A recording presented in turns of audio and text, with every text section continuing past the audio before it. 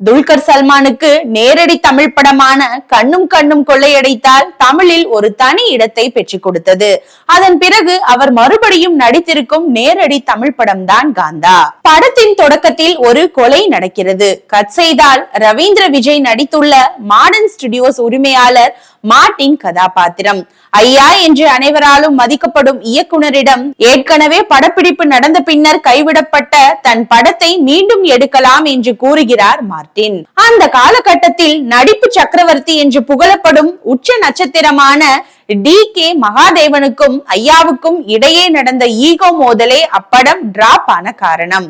ஐயா கதாபாத்திரத்தில் சமுத்திரக்கனி, டி.கே. மகாதேவன் கதாபாத்திரத்தில் துல்கர் சல்மான். மீண்டும் படப்பிடிப்பு தொடங்குகிறது. ஐயா எழுதிய காட்சிகளை தன் இஷ்டத்துக்கு மாற்றுகிறார் ஹீரோ மகாதேவன். படத்தின் டைட்டிலையும் காந்தா என்று மாற்ற செய்கிறார். இதனிடையே பர்மாவிலிருந்து அகதியாக வந்த பெண் குமாரி கதாபாத்திரத்தில் பாக்கிஸ்ரீ போஷின் அறிமுகம். குமாரியை தன் மகளை போல வளர்க்கும் ஐயா அவரையே படத்தின் ஹீரோயின் ஆகவும் ஆக்குகிறார்.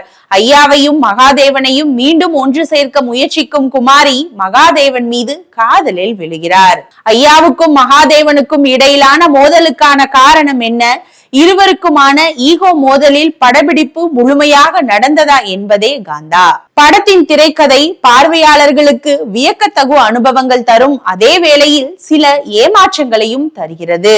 ரெட்ரோ படங்கள் என்றாலே பார்வையாளர்களுக்கு எப்போதும் அதன் மீது ஒரு ஈர்ப்புண்டு என்றே கூறலாம். காரணம், நாம் பார்க்காத விஷயங்களை அல்லது புத்தகங்களின் வாயிலாக மட்டுமே தெரிந்து கொண்ட காலகட்டத்தை திரையில் பார்க்கும் அனுபவமே அலாதியானது. அந்த வகையில் 1950களின் தமிழ் சினிமாவை விஷுவலாக கண் முன்னே கொண்டு வந்து நிறுத்துகிறது காந்தா. விண்டேஜ் சென்னை, பரபரப்பான ஸ்டுடியோக்கள், அக்கால சினிமா எடுக்கும் பாணி என பார்த்து பார்த்து செதுக்கி இருக்கிறார்கள். முக்காவாசி படமும் ஸ்டுடியோவுக்கு தான் எடுக்கப்பட்டிருக்கிறது என்றாலும் பார்வையாளர்களுக்கு விஷுவல் பிரம்மாண்டத்தை கடத்த தவறவே இல்லை. முதல் சிறு நிமிடங்கள் மெதுவாக தொடங்கி நகர்ந்தாலும் அடுத்தடுத்த காட்சிகள் நம்மை உள்ளே இழுத்துக் கொள்கின்றன. துல்கர் சல்மான், சமுத்திரக்கனி இடையிலான புகைச்சல்கள், ஸ்டுடியோவில் இருவருக்கும் இடையே நடக்கும் ஈகோ மோதல்கள், இடையில் பாக்கிஸ்ரீ உடனான லவ் ட்ராக், அவ்வப்போது நான் லீனியரில் சொல்லப்படும் பிளாஷ்பேக் என இடைவேளை வரை நம் கவனத்தை அங்கும் இங்கும் சிதற விடாமல் படம் சுவாரஸ்யத்துடன் நகர்கிறது. டி.கே. மகாதேவனாக துல்கர் சல்மான் எந்தவித குறையும் சொல்லிவிட முடியாத நேர்த்தியான நடிப்பு.